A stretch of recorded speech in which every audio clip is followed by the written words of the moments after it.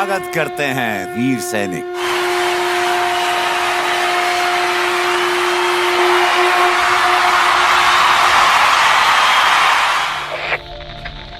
एक सोल्जर बिना हथियार के दुश्मन पे क्या वार करेगा? तो एक सोल्जर आपसे कह रहा है, हाउ द जोश? यही तो है आपका हथियार। लेफ्टिनेंट कर्नल मनोज कुमार सिन्हा जी का, I come from Bihar and rural background. जिन्होंने देश के लिए अपनी जान दांव पे लगाई। लेफ्टिनेंट कर्नल मनोज कुमार सिन्हा एक जांबाज सैनिक होने के साथ साथ प्रतिभाशाली लेखक, मोटिवेशनल स्पीकर भी हैं। एक सपना लेकर जाना चाहता हूं, एक सपना लेकर जाना चाहता हूं। लेंगे आप वो सपना? मैं सपना देख रहा हूं कि अगली बार इस प्रकार से राष्ट्रीय वंदन का कोई समारोह इससे भी बड़ा भव्य स्टेडियम भरा हुआ दिल्ली, मुंबई, कलकत्ता, चेन्नई में हो रहा हो, जहां पर इसी प्रकार से वीरों का समागम हो, यहां पर कुछ तस्वीर लगी हो तो उन तस्वीरों में कुछ तस्वीरें अंडमान निकोबार के लोगों की होनी चाहिए।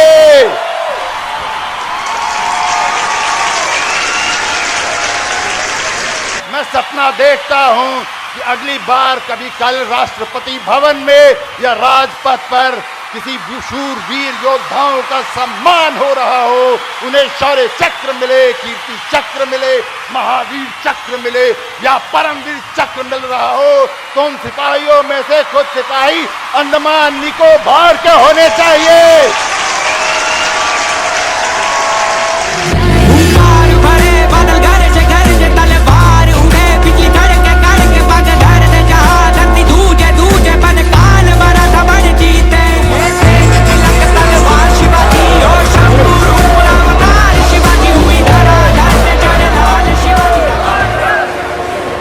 वंदे मातरम।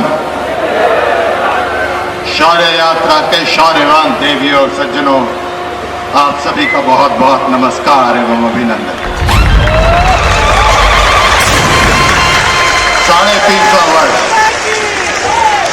350 वर्ष पूर्व राज्याभिषेक हुआ था छत्रपति महाराज शिवाजी का। 350 वर्ष पूर्व जन्म हुआ था एक स्वप्न का, स्वप्न जो छत्रपति शिवाजी महाराज ने देखा था। स्वप्न शौर्य का, पराक्रम का, बहादुरी का, स्वप्न हिंदवी स्वराज का, स्वप्न अधर्म को परास्त कर, विनाश कर धर्म की स्थापना करने का,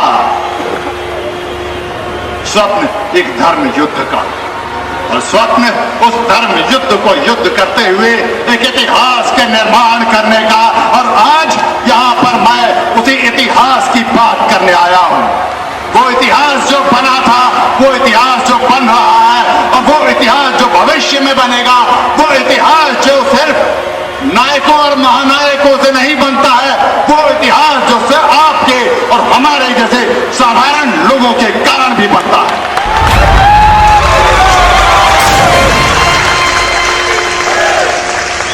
क्योंकि यदि आप समझते हैं कि धर्म युद्ध में सिर्फ राम थे, तो वो भूल है आपकी।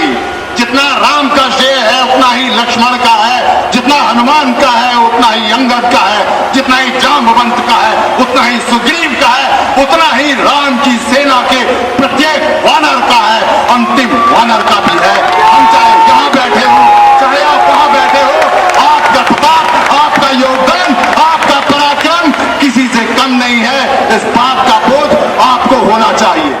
हमारे खून का उफान तुम मत देखोगे, अपने हर तरफ तूफान तुम मत देखोगे।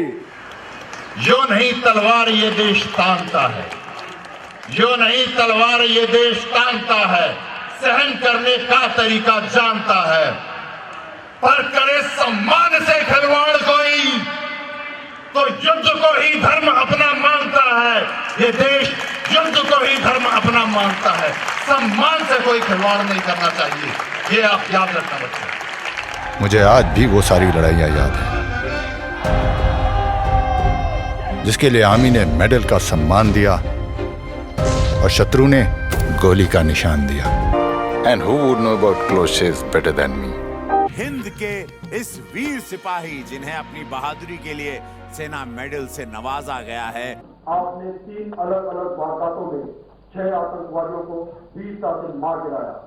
आपको सेना मेडल से सम्मानित किया जाता है।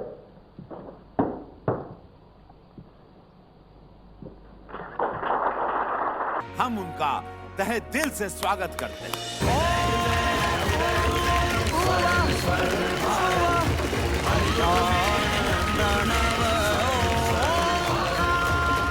हम रुआ के प्रणाम करतानी बड़ा गर्व भइल और सैल्यूट करब हम।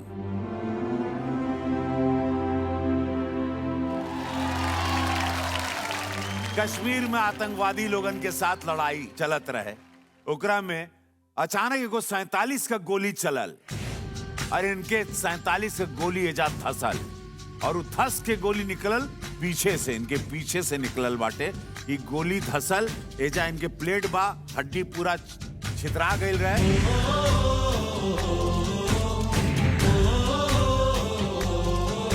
और वो गोली निकली यहां से 47 की गोली और शेर हमारा डटा रहा। अब हम चाहें कि वो अनुभव क्या रहा आप बताएं, कृपया आप लोग विराजें। कहानी में क्या बताऊं, अगर अनुमति हो आप लोगों की, कविता के शब्द में अगर मैं बता सकूं तो ऐसा है कि सेना में जब भी युद्ध की बात की जाती है, किसी भी के भी अनुभव की बात की जाती है, तो सिपाही के युद्ध को सभी वही जानते हैं कि वो शत्रु से लड़ रहा है, बम चल रहे हैं, गोलियां चल रही हैं। लेकिन सेना में सिपाही एक और युद्ध लड़ता है। उस युद्ध के बारे में ज़्यादा चर्चा इसलिए नहीं होती है कि वो युद्ध बताने के लिए बहुत कम लोग जीवित रहते हैं। वो युद्ध होता है जब सिपाही घायल हो जाता है तो मृत्यु से युद्ध करना शुरू करता है। मैं वो अनुभव बताना चाहता हूँ। एक लड़ाई खत्म हुई, दूसरी शुरू। वो लड़ाई शत्रु से थी, ये लड़ाई मृत्यु से है। वो लड़ाई सम्मान की थी, ये लड़ाई प्राण की है। एक लड़ाई खत्म हुई, दूसरी शुरू। लड़ाई वो भी थी मुश्किल, पर ये थोड़ी ज्यादा है। युद्ध हो और खून बहे, युद्ध हो और खून बहे, सेना में आम कहानी है। पर आज बारी है मेरे खून से धरती की प्यास बुझानी। जब मैं गिर गया था, जमीन पर पड़ा था, उस समय की अवस्था की बात बता रहा हूं मैं जमीन पर पड़ा हूं, खून बह रहा है, धरती में सूख रहा है, मैं देख रहा हूं, मुझे मृत्यु साक्षात सामने दिख रही है। तब की बात कर रहा हूं मैं कि युद्ध हो और खून बहे, सेना में आम कहानी है, पर आज बारी है मेरे खून से धरती की प्यास बुझानी है। विश्वास हमेशा रहता था, विश्वास हमेशा रहता था, हर युद्ध जीत कर आऊंगा, पर आज लग रहा इस युद्ध में शायद ना जीत पाऊंगा। एक लड़ाई खत्म हुई, दूसरी शुरू। लड़ाई वो भी थी मुश्किल, पर ये थोड़ी ज्यादा है। अब अगली अवस्था जब जवान मेरे को लेके भागने लगे, तब की बात है ये। उस युद्ध में मैं जवानों से कहता, उस युद्ध में मैं जवानों से कहता, आगे बढ़ो, प्रहार करो। आज वो मुझे कह रहे, साहब थोड़ा इंतजार करो। लड़ाई थी वो साहस की, लड़ाई थी वो साहस की, और थी वो शौर्य की। लड़ाई ये भी है साहस की, पर ज्यादा है ये धैर्य की। एक लड़ाई खत्म हुई, दूसरी शुरू। लड़ाई वो भी थी मुश्किल, पर ये थोड़ी ज्यादा है। प्राणों की बाजी लगाकर शत्रु पर जो वार किया, शत्रु को तो मार दिया, पर बाजी शायद हार गया। लड़ाई वो भी थी एक ऑपरेशन, लड़ाई ये भी होगी एक ऑपरेशन। एक लड़ाई खत्म हुई, दूसरी शुरू। लड़ाई वो भी थी मुश्किल, पर ये थोड़ी ज्यादा है। मुझसे ज्यादा मुश्किल मेरे घर वालों की कथा थी। माता पिता, पत्नी, बच्चे, बड़ी भारी उनकी व्यथा थी। एक उनकी आंखों का मैं एक अकेला तारा था। मैं ही उनकी दुनिया था, मैं ही एक सहारा था। लड़ाई मेरी थी मुश्किल, पर उनकी थोड़ी ज्यादा थी। एक लड़ाई खत्म हुई, दूसरी शुरू। और अंत में है कि जब आईसीयू में 48 घंटे के बाद जब होश आया, मतलब डॉक्टर्स ने तो बोल दिया था नहीं, 80% चांस है नहीं बचेगा, तो आईसीयू के अंदर लाइफ सपोर्ट सिस्टम पे आँख खुली, एहसास हुआ, आँख खुली, एहसास हुआ, जीवित हूँ, ना विश्वास हुआ। सीओ साहब बोले तुम वो लड़ाई जीत गए, डॉक्टर साहब बोले तुम यहाँ भी लड़ाई जीत गए। मैंने प्रारंभ में आपसे सपनों की बात करी थी। क्या सपना देखा है आपने? कौन सा रंग? अपने लिए।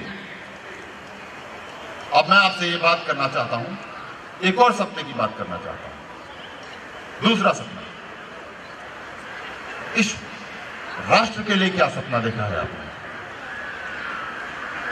क्योंकि इस राष्ट्र के लिए जो आपका सपना है उसका आपके व्यक्तिगत सपने से सीधा संबंध है। क्योंकि ये राष्ट्र शक्तिशाली होगा तो आप शक्तिशाली होंगे, ये राष्ट्र वैभवशाली होगा तो आप वैभवशाली होंगे, राष्ट्र नहीं तो कुछ नहीं। आप जीवन के जिस क्षेत्र में भी कदम रखेंगे, चाहे वो व्यापार हो, चाहे वो स्पेस हो, चाहे आप सैनिक बने, चाहे आप अधिकारी बने, चाहे पुलिस में जाएं, चाहे कॉर्पोरेट में जाएं, चाहे प्रोडक्शन में जाएं, मैन्युफैक्चरिंग में जाएं, चाहे खेल में जाएं, जिस क्षेत्र में भी आप जाएंगे 2047 तक आप मिड 40s में होंगे, अर्थात उस क्षेत्र के आप उस समय सबसे अधिक अनुभवी व्यक्ति होंगे, सबसे अधिक ज्ञानी व्यक्ति होंगे, उस क्षेत्र में आप उस समय नेतृत्व कर रहे होंगे। इसका तात्पर्य ये होता है कि उस समय ये देश 2047 के आसपास जब बाकी सारे देशों को पीछे छोड़ता हुआ सबसे ऊपर, सबसे आगे, सबसे उत्कृष्ट जा रहा होगा, तो वो उसको ले जाने वाले कंधे आपके होंगे। प्लीज लेट दैट सिंक इन।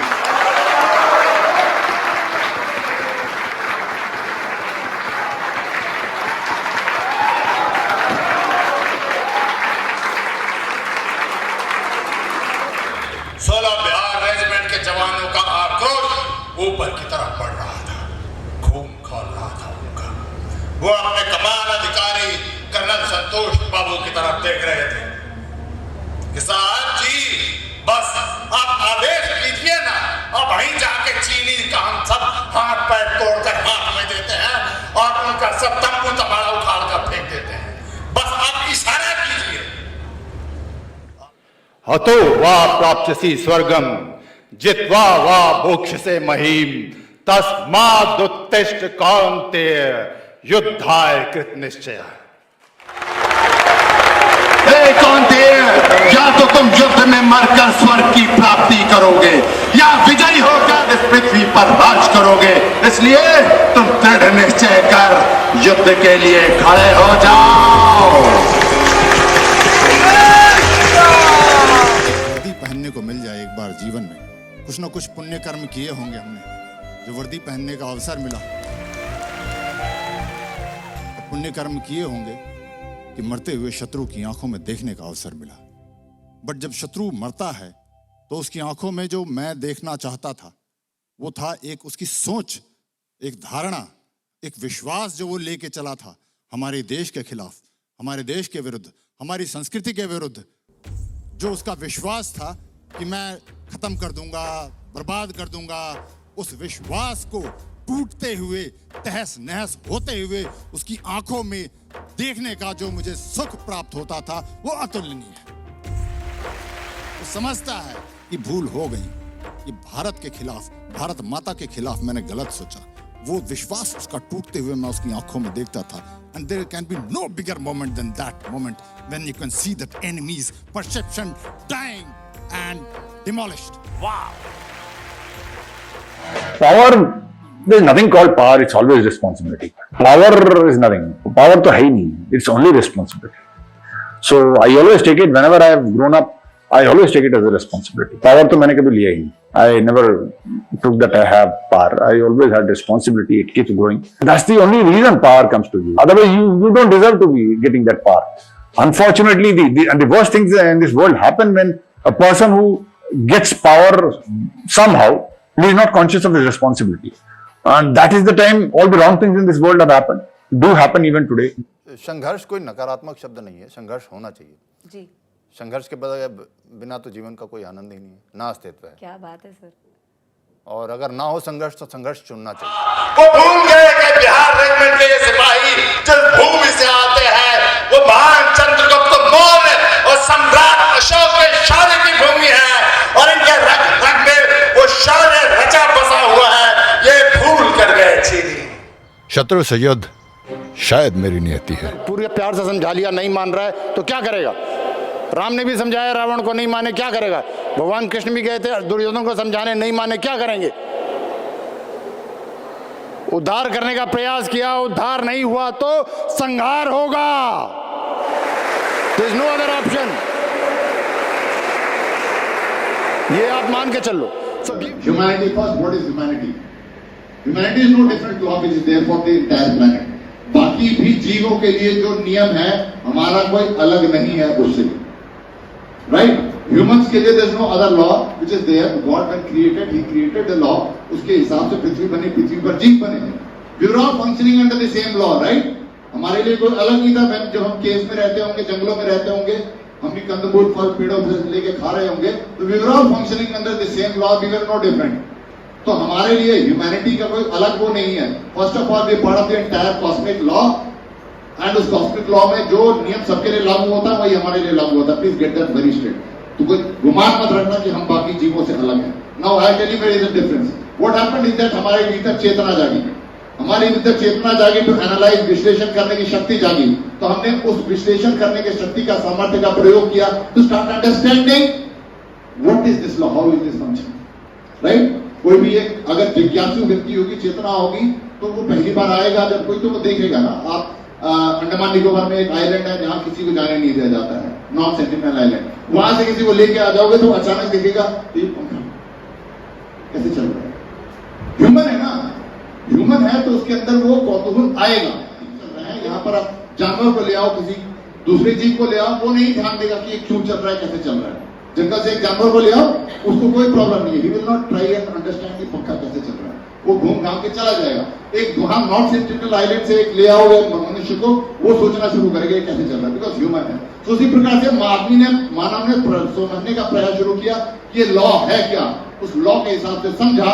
और भारत भूमि में खासकर हर पीढ़ी में ऐसे महामानव पैदा हुए जिन्होंने सब कुछ त्याग करके they left behind every prejudice, every group, every dogma, whatever they knew, they left all apprehensions behind. They went बिल्कुल अकेला शरीर लेकर वन में, हिमालय में गए, अपने आप को साधा.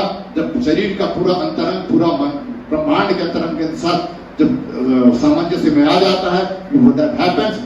जब आप अपने शरीर के, मन के, मानस के, चेतना के हर विकार से आप जब मुक्ति पा जाओगे, you start vibrating that frequency of the cosmos, right? When you start vibrating, then the music of the cosmos starts flowing in. Just like right now in this hall, even if we all keep pin drop silence, we will not listen a song. हम नहीं सुनेंगे. But you switch on an FM radio, the technology of the radio is all correct, and the frequency is rightly tuned in, and the music starts zoom flowing into this house. Similarly, those guys, when they go back into those Himalayas and jungles, the moment they start getting purified themselves, the moment they tune themselves perfectly into the cosmic law, then the music of the cosmic law came right into their bodies and minds and hearts. And having understood that, they came out and told the society, they framed laws and guidelines for the mankind to function, social laws, personal laws, functional laws, so that the entire mankind can function based on the cosmic law. उसी को इस देश में धर्म कहा गया.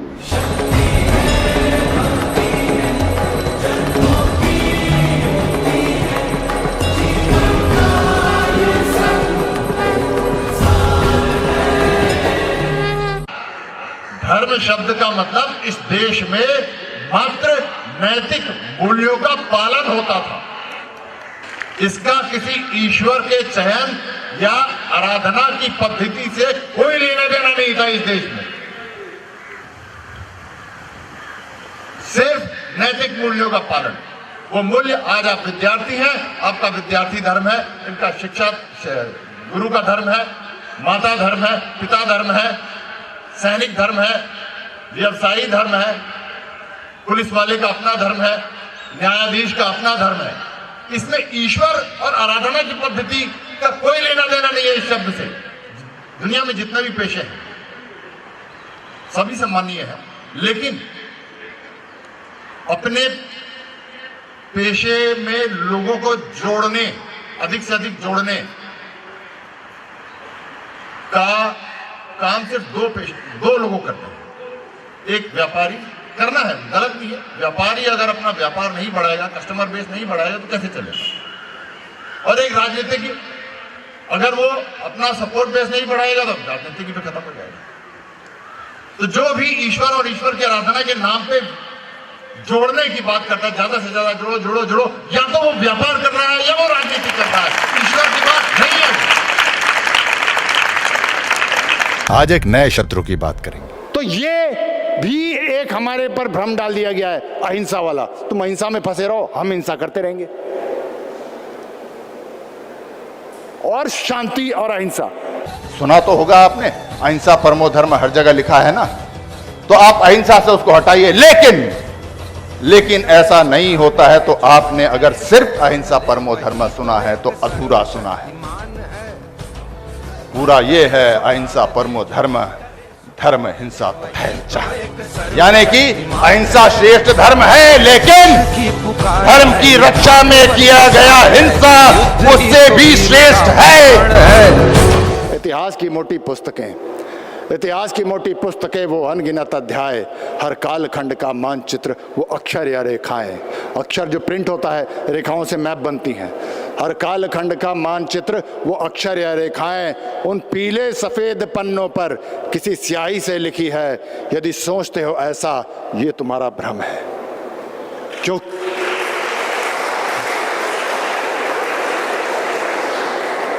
क्योंकि कागज पर वो स्याही जो कहानी बताती है, कौन सी कहानी? फलाने सम्राट ने ये युद्ध जीत लिया, मानचित्र की रेखा बदल गई। क्योंकि कागज पर वो स्याही जो कहानी बताती है, उससे पहले इस धरती पर किसी के खून से लिखी जाती है। क्योंकि नियति है यदि खून, तो खून तो बहेगा, या हम करे वार या फिर शत्रु करेगा। अब अगला पैराग्राफ, जिसमें मैं वो 3 एग्जाम्पल लूंगा, पहले जिसमें हम ये मान के बैठ गए थे कि शांति से काम हो जाएगा, और उसके बाद 3 एग्जाम्पल जिसको हमें समझ में आ गया कि शांति से काम नहीं होगा। तो अगला पैराग्राफ है, संग्राम यदि अहिंसा का था तो जलियांवाला क्या था? हिंदी चीनी भाई भाई, तो 62 क्यों घटा था? बससे गए लाहौर प्रेम से, तो कारगिल क्यों फटा था? और अब अगला, मैं सन 71 की लड़ाई की बात कर रहा हूं। आखिरी लाइन थी, बस से गए लाहौर प्रेम से, तो कारगिल क्यों फटा था? पर जब हमने किया था वार, तो शत्रु टुकड़ों में बटा था। रावण हो या दुर्योधन, अस्तित्व तो खून से ही मिटा था। यदि सोचते हो अन्यथा, तो ये तुम्हारा भ्रम है।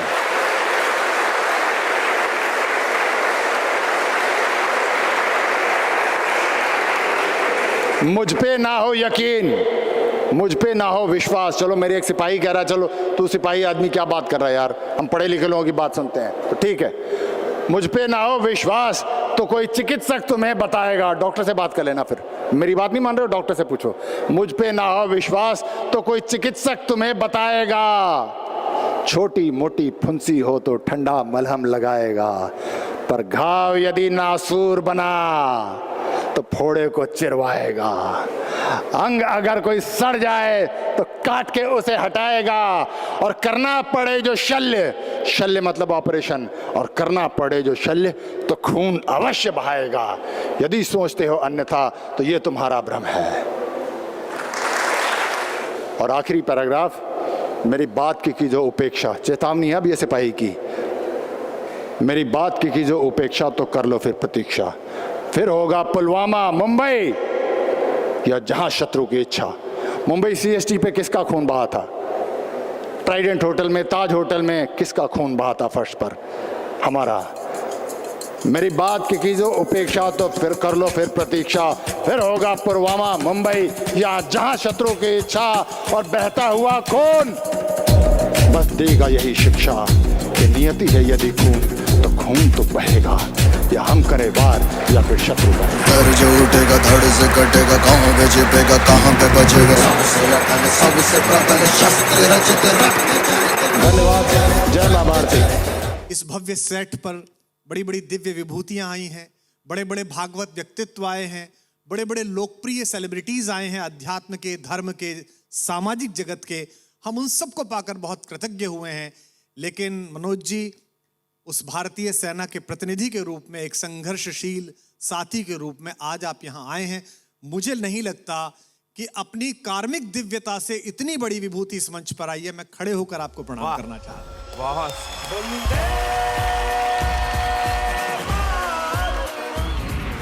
मैं बड़ा भाग्यशाली हूँ कि भगवान ने मुझे इस हिंदुस्तान में, इस भारत देश में मुझे जन्म दिया, और हमारे भाई मनोज जी के जैसे शूरवीर इस धरती ने पैदा किए हैं। उन सबको सैल्यूट करता हूं मैं। क्योंकि इस पाठ से आपके परीक्षा में कोई प्रश्न नहीं आता। ये पाठ है नैतिक मूल्यों का, आदर्शों का, सच्चाई का, ईमानदारी का। इस पाठ से आपके परीक्षा में कोई प्रश्न नहीं आएगा। तो शायद इस पाठ को कभी कभी हम हल्के में ले लेते हैं, लेकिन आपको एक बात बता दूं बच्चों, कि जब आप अपनी शिक्षा पूरी करके अपने कार्य क्षेत्र में उतरेंगे जीवन में, तो जीवन के हर पल पर, हर क्षण पर, हर पल पर आपके इस पाठ की परीक्षा होगी।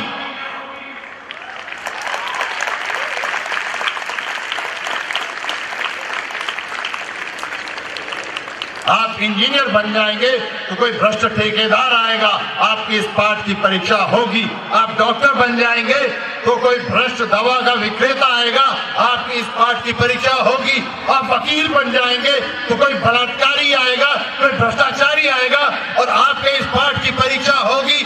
आप पुलिस अधिकारी बन जाए, नेता बन जाए, व्यापारी बन जाए, सैनिक अधिकारी बन जाए, कहीं भी चले जाए, आपके इस पाठ की परीक्षा पग पग पर होगी, क्षण क्षण पर होगी, पल पल पर होगी।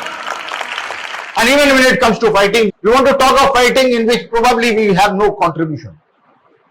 People come and experts, वो सीरिया में क्या हो रहा है, यूक्रेन में क्या हो रहा है, रशिया में क्या हो रहा है. It's very convenient to sit and talk here because the bombs are not exploding here. It's exploding in Ukraine, it's exploding in Israel and Gaza. But what I'm talking is, if today, right now, we are sitting here and we are surrounded by a mob of thousands wielding swords, how do you fight this battle? It's not a very interesting and nice and articulate topic to talk, but ladies and gentlemen, you don't have a choice. We'll talk about perception today. Perception मतलब धारणाएं होती हैं, विचार होते हैं। जब धारणाएं बनती हैं विचारों से, विचार विमर्श से, चर्चा से, और इस बात पे भी निर्भर करता है कि किन विषयों पर चर्चा किया जा रहा है, और उससे ज़्यादा आवश्यक महत्वपूर्ण वो होता है कि वो कौन लोग हैं जो उन विषयों का निर्धारण कर रहे हैं। और ये सारा सब कुछ हो जाता है तो एक नैरेटिव बनता है जो कि समाज को दृष्टि दिखाता है, दिशा दिखाता है, और उसी पर समाज चलता है। एक समय था हमारे देश में जब इसका स्तर बहुत उत्कृष्ट हुआ करता था, जब शास्त्रार्थ हुआ करते थे, धर्म चर्चाएं हुआ करती थी, very high level of interaction that people had, not only in those ऋषि मुनि जो करते थे, वही नहीं की बात नहीं कर रहा हूँ, छोटे छोटे हर लेवल में, घर में, समाज में, गांव में, जिस प्रकार के नैरेटिव और चर्चाएं हुआ करती थी वो बहुत ही परिपक्व और बहुत ही मैच्योर हुआ करता था। If you don't agree with me, just look back, all those people who are 50 plus यहाँ पर, 30-40 years back, what is the way that you used to discuss and resolve your issues in the family? What was the level of maturity then? And what is the level of maturity today? You will get an answer. So if it was just 30 years back that was a better level of maturity, that a bigger family could coexist together, that it could coexist together, a bigger family with peace and harmony and resolving all the different issues, even though the resources then were limited than what they are today, it is all happening because the level of maturity that we had then of having our discussion and discourse, विचार विमर्श का जो हमारा स्तर था वो आज से पहले बेहतर था। टेक्नोलॉजी में हम आगे जा रहे हैं, but in the level of our thought process we are actually degenerating. होता है कि जब व्यक्ति स्वार्थ से, लोभ से, मोह से, द्वेष और ईर्ष्या से प्रेरित होने लग जाता है समाज, तो इसका डिस्कोर्स नीचे आता है, और जब भी नीचे आता है तो जब अच्छा रहता है तो उसको कहते हैं कि धर्म की स्थापना होती है, धर्म पुष्ट होता है, धर्म पुष्ट होता है तो मंगलकारी होता है, कल्याणकारी होता है, सभी का लाभ होता है, सभी प्रसन्न रहते हैं। और जब वो डिस्कोर्स नीचे आ जाता है स्वार्थ, लोभ, मोह, द्वेष एवं ईर्ष्या से, तो अमंगलकारी होने लग जाता है, अनाचार फैलता है, अत्याचार फैलता है। ये होता रहता है, राष्ट्र के इस काल के चक्र में ये ऊपर नीचे जाते रहता है। और भारत में, हमारी जो देश में है और हमारी सभ्यता में एक ऑटो क्लीनिंग मैकेनिज्म है, self healing process we are blessed with, that whenever it has gone down there is something that has happened, and we heal ourselves back. धर्म अधर्म बढ़ता है तो ऐसा कुछ ना कुछ होता ही है कि वापस फिर से धर्म की स्थापना हो जाती है। आपने वो सुना तो होगा ना, यदा यदा हि धर्मस्य ग्लानिर्भवति भारत अभ्युत्थानम धर्मस्य तदात्माहं सृजाम्यहम्। जब भी धर्म की हानि होती है तो फिर कैसे how do is it that we keep bouncing back, and we have been doing, and that's exactly the reason we are the only civilization in the entire world which is existing today. यहाँ कुछ युवतियां बैठी हैं, अगर आपके सामर्थ्य को देखकर तो मुझे कभी कभी ईर्ष्या होती है।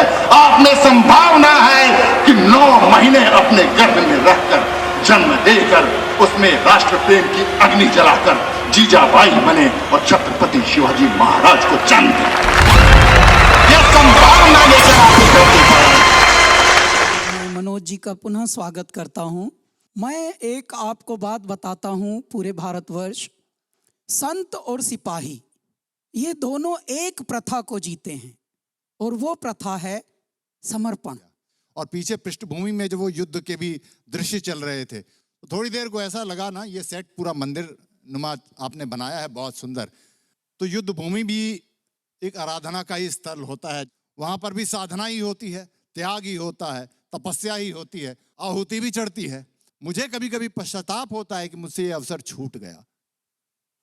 मुझे इस बात का पश्चाताप होता है कि सेना में मैं गया और एक अवसर आया था, बहुत करीब आया था, और सीधा बैकुंठ जाने का अवसर था, फ्री में टिकट मिल रहा था। अब न जाने कितने कर्म करने पड़ेंगे, कितने जन्म जीवन करने पड़ेंगे, फिर भी मिलेगा ना मिलेगा, वहां पर डायरेक्ट टिकट मिल रहा था मुझे। महादेव, हर हर महादेव।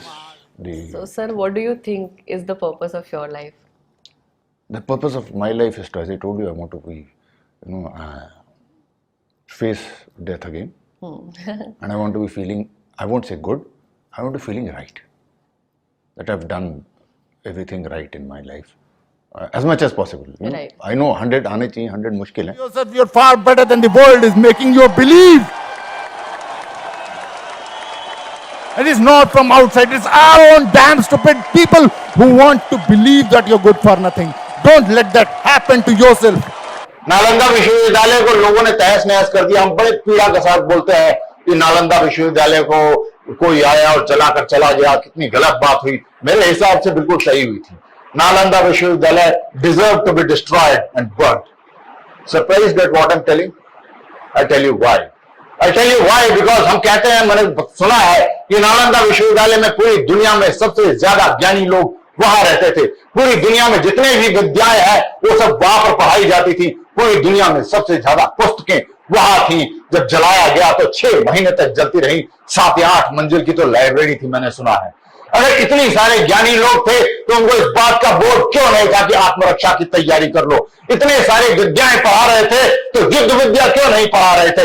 इतनी पुस्तकें रखी थी, शस्त्रागार क्यों नहीं था। It deserves to be burned. And if we don't wake up today, if we follow the same line, we keep talking of every other vidya, but the vidya to fight, then we deserve to be annihilated and destroyed. Take it from me. हम सब बात करते हैं, बच्चों को लाना है, बच्चों को पढ़ाना है, सिखाना है। If you haven't prepared a secure world, if you're not giving them a secured environment to live in future, please, if you can't do that, please don't produce children. And give them a future in which they will have to perish. Don't do that. If you do not have the courage and the wisdom to foresee that, then please don't produce children. Let this be the last generation. खत्म करो बात। कि भारत कभी सोने की चिड़िया था।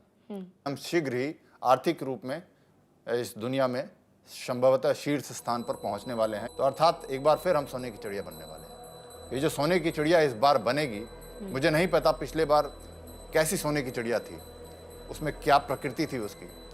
शायद उसमें मोर जैसी कोई प्रकृति हो, यानी कला की बात कर रहा हूँ मैं। शायद कोयल की भी प्रकृति हो, संगीत की बात कर रहा हूँ मैं। शायद कबूतर हो, शांति की बात कर रहा हूँ। शायद तोता हो, सारी प्रकृतियाँ हो सकती हैं, मुझे नहीं पता। लेकिन इस बार जब हम सोने की चिड़िया बने तो और प्रकृति, और सारी चिड़ियाओं की प्रकृति हो ना हो, गरुड़ की प्रकृति अवश्य आनी चाहिए। क्या बात है सर। जिसके पंजों में इतनी ताकत हो कि शेर भी उठाकर उसकी तरफ आंख उठाकर देख न सके, और अगर देखे तो गरुड़ में इतनी क्षमता हो तो उस शेर की आंख को नोच। वीर गति को प्राप्त करके वो वहां ऊपर वीर भोग्या वसुंधरा स्वर्गारोहण की तरफ कैप्टन पवन कुमार चले गए। सिर्फ 23 साल के थे पवन कुमार। 23 साल की आयु क्या होती है। इस देश में कभी कभी बड़े बड़े लोग, बिगड़े हुए नवाबजादे जिनको अपना होश नहीं रहता है और लड़खड़ाने लग जाते हैं, तो कुछ लोग कहते हैं कि अभी बच्चा था। उस आयु में यह आदमी देश संभाल रहा था। 23 साल की आयु क्या होती है? 23 साल की आयु में कुछ लोग मोबाइल से खेल रहे होते हैं और हमारे देश में ऐसे कैप्टन पवन कुमार या लेफ्टिनेंट त्रिवेणी सिंह जैसे लोग मौत से खेल रहे होते हैं। What is 23 years old man, ladies and gentlemen? 23 years of age and people are not able to figure out what is it that they should live for. And here we have men who have decided and they know what is it that they should die for. And they died. And he died for India. That is Bharat. धन्यवाद देवियों सज्जनों, जय हिंद। 26/11 हुआ, उसके अगले दिन इस देश के फेमस प्रोमिनेंट इंग्लिश अखबार के ऊपर headline, you know was what? The most popular English newspaper of this country had a headline, it's war. And I was thinking, man, 10 guys with a gun and a few grenades in their backpack, or if that is good enough to get this headline, why does Pakistan need an army, navy, air force? Man, damn it, the terrorists must be jumping with joy. Or what a damn perception these Indians are creating for ourselves. There's another newspaper, again an English newspaper. You know, the one word headline of that newspaper was fear. And वो उस newspaper का जो नाम होता है उससे double size में नीचे था फियर, और उसके नीचे डरी हुई भारतीय की आंख। My god, Hafiz Saeed must have given a standing ovation यार, स्टैंडिंग ओवेशन यार। What man, if I was the editor of the newspaper, मैं नहीं इतना बढ़िया डिजाइन कर पाता यार। What are this Indians doing to their pride and self respect? उसके बाद हर फिल्म देखिए, एवरी फिल्म दर film, this is exactly what is happening. Every book is doing exactly the same thing.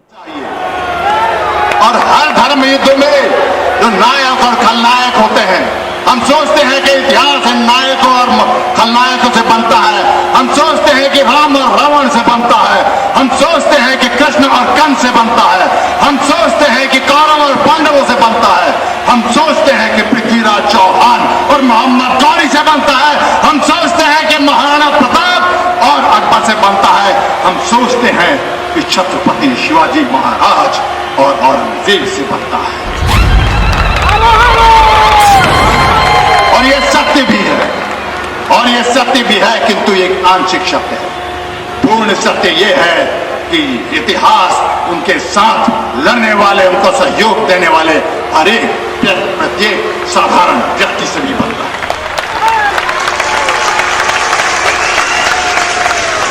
बस शर्त यह है कि वो प्रत्येक साधारण व्यक्ति अपनी योग्यता और नियति के अनुसार जो उसको निर्धारित किया जाए, उसको वह पूर्णतया अपना तन मन धर्म से पूरी तरह से समर्पित होकर अपना योगदान दे। मैंने मृत्यु के दर्शन किए हैं। जब मुझे गोली लगी थी तो मैं मृत्यु स्वीकार करके मृत्यु के मार्ग पर चल पड़ा था। जितनी दूर जा सकता था जा गया मैं। फिर न जाने किस लिए यमराज ने मुझे वापस भेज दिया। गंतव्य तक पहुंचने के पूर्व ही मैं आ गया। संभवतः मेरे कर्मों में कोई त्रुटि रही होगी जो मुझे वीर गति का सौभाग्य नहीं मिला, लेकिन मैं इतना जानता हूं कि उस मार्ग पर तो पुनः जाना ही है, और इस बार मैं गंतव्य तक पहुंचूंगा।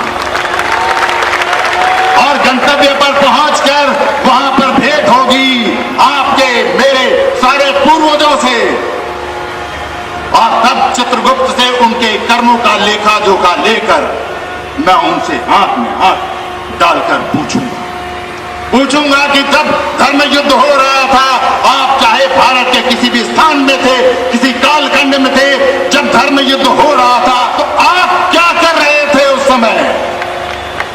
अगर वो उनके साथ थे जो मैंने बताया, या किसी भी प्रकार से उनका सहयोग दिया, तो हम नमन करेंगे उनको। नीचे के लेखक और कवि और इतिहासकार चाहे भूल जाए, ऊपर इसका हिसाब पूरा बराबर होगा। हम उन्हें नमन करेंगे। और कहीं अगर इस बात का पता चला कि उस समय आप धर्म के साथ नहीं, अधर्म के साथ थे, तो मैं नहीं जानता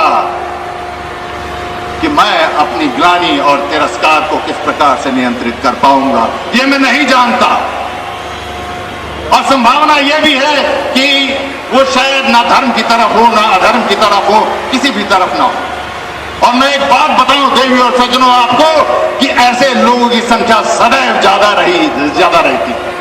उस समय भी थी जब इस देश में धर्म युद्ध हुआ है, उस समय भी ऐसे बहुत सारे लोग थे। अपने को क्या लेना देना भाई, अपने को 4 दिन की जिंदगी है, खाओ पियो ऐश करो, या अपने व्यापार देखो, नौकरी देखो, बीवी बच्चे पालो और आराम से जाओ। ये क्या धर्म युद्ध में लोग लगे हुए हैं। मैं ये बात बताऊं, उस समय भी ऐसे बहुत सारे लोग थे। यदि नहीं होते तो छत्रपति शिवाजी महाराज की सेना औरंगजेब की सेना से छोटी क्यों थी? महाराणा प्रताप की सेना अकबर से छोटी क्यों थी? सुभाष चंद्र बोस जब यहां पर थे, 34 करोड़ की आबादी में से 5-10 लाख लोगों ने भी यहां पर जीने मरने का समर्थन उनको दिया होता तो हमारे देश को वो व्यक्ति कई वर्ष पूर्व ही स्वतंत्रता लाकर हमारे हाथ में रख देता। वो बड़ी बात नहीं है, उससे बड़ी बात ये होती कि इस देश का पहला प्रधानमंत्री नेताजी सुभाष चंद्र बोस होते और हमारा राष्ट्र हम कहां होते उसकी आप कल्पना भी नहीं कर सकते। मैं जताने का प्रयास कर रहा हूं इतिहास में साधारण लोगों के महत्व का, क्योंकि इसीलिए कहीं आप अपने आप को साधारण ना समझने लगे। आपको इतिहास के निर्माण में अपने महत्व का बोध होना चाहिए। और अब एक और बात मैं बताने जा रहा हूं, ये आपके लिए नहीं, आने वाली भावी पीढ़ियों तक जब तक मैं रहूंगा ये बात बताते रहूंगा, उस पीढ़ी के लिए भी ये संदेश छोड़ता जाऊंगा जिसने अभी जन्म भी नहीं लिया है, कि जब वो ऊपर जाएगी तो आपसे भेंट करेगी और आपकी आंखों में आंखें डालकर पूछेगी कि जब वहां धर्म युद्ध हो रहा था तो आप क्या कर रहे थे। इस बात का बोध आप रखे रहना। यहां मनुष्यों को आप चाहे नैरेटिव की लड़ाई में फंसाकर इधर उधर कर चिकनी चुपड़ी बातें कर निकल सकते हो, ऊपर पूरा हिसाब होगा, बराबर हिसाब होगा। तो मैं जब मार रहा था उसको तो मुझे लगा कि पीछे कोई आ गया, ऐसे लगा 6 इंच। सो टर्न बैक करते वक्त एक और भूल की मैंने। As I turned back, I should have raised my weapon. मेरा वेपन ऐसे ही था।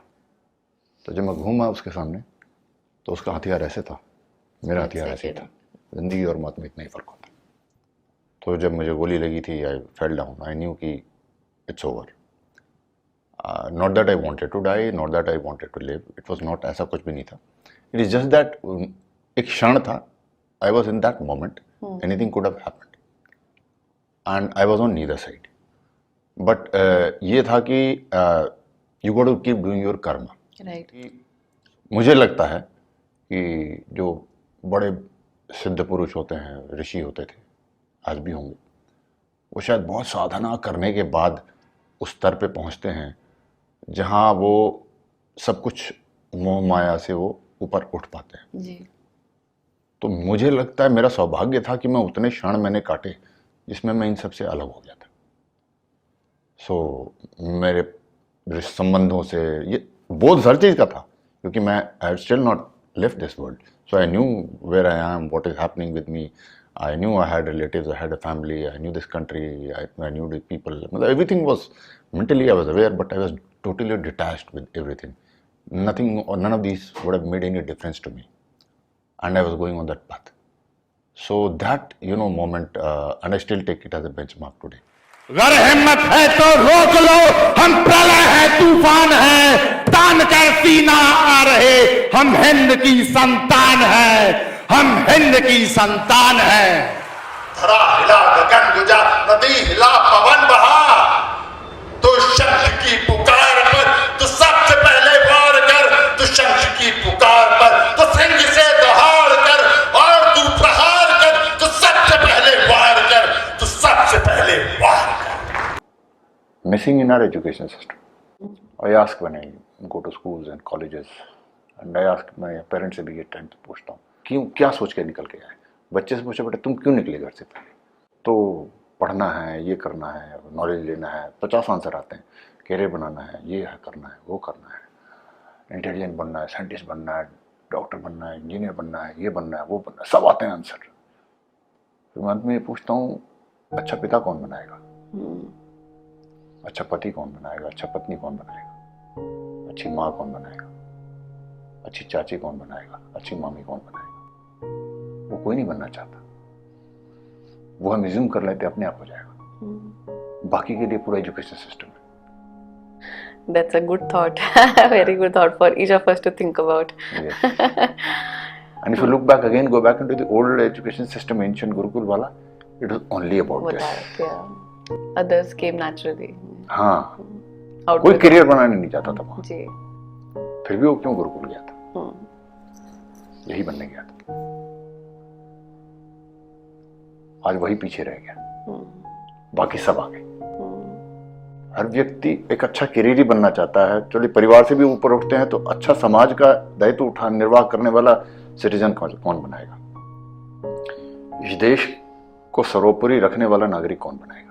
देखें, the education system that we got it from the Western world, how does it actually begin? The entire education system, right from this time we enter the schools till the day that we keep getting education, is hovering around only one thing: our ability to answer questions. When we read a chapter, we are reading that chapter from the point of view कि इस chapter से questions आएंगे, and rightly so. Moment the last line of the chapter is over, there are a set of questions which we intend to answer. Then the teacher gives questions, then the homework में question, अगले दिन class में question पूछते हैं, and finally exam में question पूछते हैं. आगे बढ़ते हैं तो कभी interview होता है, viva होता है, वहाँ पर सवाल होता है. जॉब्स में जाते हैं हम लोग, कंपटीशन में जाते हैं, जॉब में बॉस सवाल करता है, और हमारी पूरी जिंदगी इसी पर आधारित हो जाती है. Our ability, and we want to enhance that ability. The moment a question is asked, we should be able to answer it. Moment a question is asked, we should be able to answer it. That is the skill that we all want to master. Ladies and gentlemen, why I am telling you, and once we start thinking in that way, that all that I want is grades for myself, grades will lead into ranks, ranks will lead into success, success will lead into money, and all for myself, my life will be better. It is about I, me, myself. Selfishness. That is the value system that starts our education right from the moment we start our education system. Selfishness. स्वार्थ बोध से प्रेरित है, स्वार्थ ही आधार है हमारी पूरी शिक्षा व्यवस्था का. The importance of giving the right answers we all understand, but the importance of getting the right questions we really ever seldom think. ये जो लोग क्वेश्चन सेट कर रहे हैं, जो टॉपिक दे रहे हैं, और उससे भी ज्यादा, क्वेश्चन से भी ज्यादा ये जरूरी है कि ये क्वेश्चन जो लोग सेट कर रहे हैं, जो टॉपिक हमें दे रहे हैं, जो नैरेटिव सेट कर रहे हैं, उनकी नीयत क्या है? What is the intention behind doing this? if someone was teaching us wrong history, that was happening because there was someone with a very wrong intention which we at that time failed to understand and foresee. Why is someone creating that narrative? That is far more important. We should not be trying to become Google, आजकल एक ऐसा लगता है कि how much of knowledge I can have, कि जो भी मेरे से सवाल पूछा जाए टक से मैं जवाब दे दूं. Just like Google does, सवाल पूछा खटाक it gives you an answer, सवाल पूछा फटाक gives you an answer. So अगर आपसे पूछा जाए, अभी आपका कोई मित्र, सगा संबंधी, परिवार का व्यक्ति सडनली आपको पूछे, कल या आज शाम को जाके घर जाने के बाद आपके परिवार को व्यक्ति पूछे कि मेरे को जरा बताएंगे what are the different ways that one can commit suicide, आत्महत्या करने के कितने प्रकार हैं, आप क्या तुरंत जवाब दे देंगे? आप पूछेंगे इसकी नीयत क्या है? What will be the consequences of getting into this topic? Why should we get into this topic? Because if you go through this entire topic without even thinking, the way Google does, you can ask Google different ways of committing suicide, it will give you an answer. Tuck. But there has to be a difference between Google technology and us. What is the major difference? But there's only one difference. We have a conscience. अंतरात्मा है देवी और सज्जनों, उसको मरने मत दीजिएगा. Otherwise, we'll just become dead technological giants. Why I'm telling you? Please understand that part. Because why it's happening is in the past few decades, जो मैंने बताया ना, हमारा जो स्तर है वार्ता करने का जो नीचे जा रहा है, it is because we are losing contact with our conscience. And that is exactly the reason in our own, in this, इस देश में पुराने जमाने में जब हमारी शिक्षा व्यवस्था थी गुरुकुल की, तब आज के ज़माने में क्या है? आप जाते हैं, पहले हमारे ज़माने में किताब थी, अब शायद ये मोबाइल या लैपटॉप होगा, ये जो कुछ भी है, इसमें से कैसे पढ़ना है, इसमें से कैसे ज्ञान लेना है, इसमें से कैसे समझना है, सारा कुछ इसी पर रहता था और आज भी वही है। लेकिन हमारे पुराने जमाने में गुरुकुल में जब जाते थे तो प्रारंभ होता था ध्यान से। अंतरात्मा से सीखना सीखो पहले। Learn that ability to connect with your conscious. उसके बाद आएंगे गुरुजी बताएंगे कि शास्त्रों में क्या लिखा है, वो बाद की बात है। बट पहले अपनी अंतरात्मा से कनेक्ट करना सिखाया जाता था। That was the essence of that education. Once you start doing that, then whatever is being told to you, you know what is right, you know what is wrong. And then anybody with an ulterior motive trying to do will be able to sense that it is wrong. उसकी नीयत क्या है जो वो बोल रहा है, तो बड़ा लुभावना कभी कभी, और इसी को शुगर कोट करके कभी कभी में बहुत अच्छे अच्छे शब्द बोले जाते हैं। उन शब्दों के पीछे नीयत जो होती है वो जहर भरी होती है। And we are not able to see through that. For the past about century or so, तो थोप के हमारे यहाँ पर wrong questions, wrong narratives, wrong definition, wrong facts, priorities that have been given to us, the value system which is being imbibed into our society is all, most of it is going wrong because इसका control हमने किसी और को दे दिया है। इसका control हमने किसी और को दे दिया है। And you know what, ladies and gentlemen, we are actually being brainwashed. शत्रु की समझदारी कम और हमारी अपनी बेवकूफी ज्यादा। हम इस तमाशे को पूरी दुनिया को लाइव टेलीकास्ट कर रहे थे और उस पूरी दुनिया में से दुश्मन भी थे जो ये देख रहे थे। कितने आदमी उतर रहे हैं, क्या हथियार है उनके पास, क्या तैयारी है, कितने बजे उतर रहे हैं, हर चीज शत्रु देख रहा था और रनिंग कमेंट्री उन आतंकवादियों को पास कर रहा था। लड़ाई देखने में चाहे कोई भी हो, चाहे वो सीमा की लड़ाई हो, शत्रुओं से लड़ाई हो, या जो छोटी मोटी संघर्ष हम आप लोग यहाँ पर करते रहते हैं, प्रत्यक्ष रूप से जो लड़ाई दिखती है उस हर एक लड़ाई के पहले एक सोच की लड़ाई होती है। बिल्कुल। वो कभी कभी वो संघर्ष अपने आप से करना पड़ता है।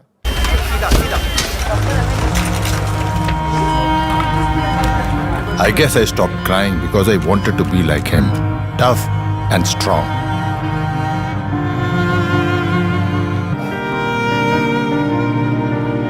It was okay for boys to cry. Men can cry. Even soldiers can cry.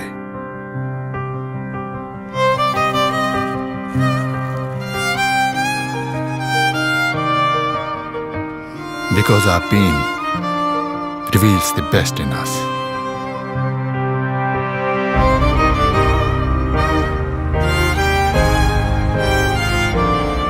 कभी कभी दूसरे के किसी सोच से वो संघर्ष करना पड़ता है। उस इलाके में जो बुरी तरह से, मतलब अच्छे से आतंकवाद ने वहाँ जड़ फैला रखा था, लोगों के मन में भी घर कर लिया था उन्होंने, पूरी तरह से प्रभाव में थे लोग भी उन आतंकवादियों के।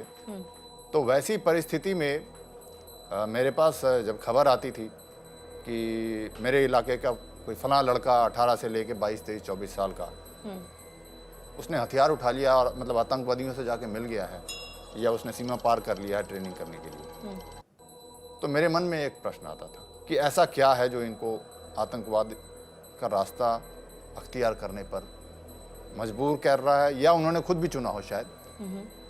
और इसी के समझने के लिए मैंने उनसे बात करना प्रारंभ किया और उनको सुना, और जो मेरे मन में बात थी मैंने उनसे कहना शुरू किया, उन नवयुवकों से कहना शुरू किया, उन नवयुवकों के अभिभावकों से कहना शुरू किया, उनके बड़े बुजुर्ग जो थे उनसे, मित्रों से, माता पिता, उनसे कहना शुरू किया। ये जब मैंने प्रयास प्रारंभ किया तो महीने भर के बाद मैं फिर जब तक रहा, मेरे इलाके से कोई भी लड़का वहाँ पर आतंकवादी सफल नहीं हुए उसको अपने साथ।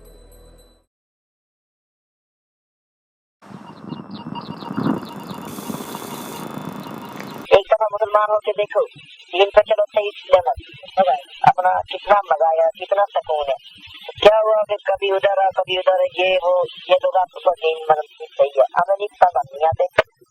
हम यार तुम्हें तो बोल ही नहीं रहे हम, हमारा तो ये मुल्क ही है इतना बड़ा और इतना दिल इसका इतना बड़ा है कि यहाँ मुसलमान, हिंदू, सिख, ईसाई, पारसी, बुद्ध सभी रहते हैं। इस मुल्क का एक ही मजहब है, मोहब्बत का, भाईचारे का।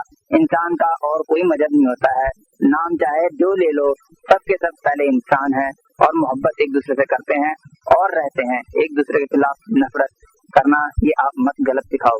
आप कहते हैं ना हम इस्लामिक रूल ले आओ और आप भी रहो उसमें हम भी रहेंगे, तो आप लोग नहीं मानते तो फिर लड़ाई तो होनी है। अरे इस्लामिक रूल या कोई भी रूल वो हो जिसमें लोग खुश हों, लोगों की जो मर्जी है वो हुकूमत आने दो।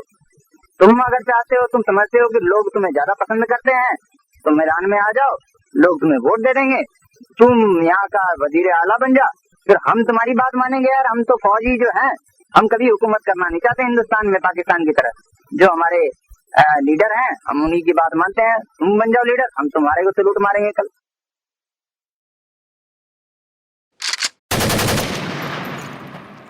Threat to a man's security is as old as man has ever existed. The possibility of being attacked. Initially, it was only his physical body that was threatened, the way it is with the animals in the wild even today. As man began to evolve, he grew tribes, societies, civilizations, nation states, better systems, organizations, inventions, discoveries, knowledge intellectually, spiritually. The threat perception attacks also kept evolving, growing simultaneously. Many a times those who threatened were faster, bigger, smarter, stronger and sharper.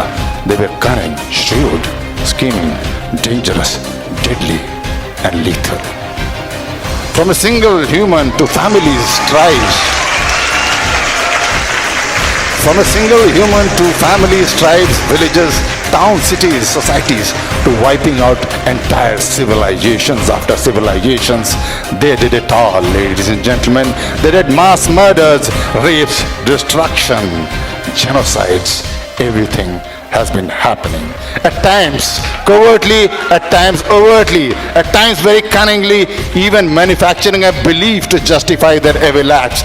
The belief that what they were doing was God's desire. The belief that has led to a loss of more than 1 billion lives on this planet. But ladies and gentlemen, that evil belief still continues.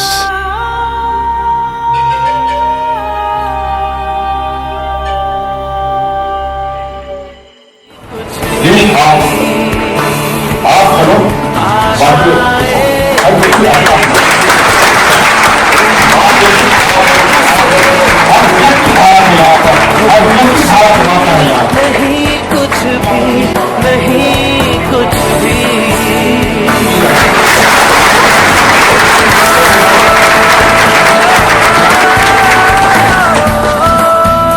बस बन गए आप एक soldier, अपने लिए और भारत के लिए।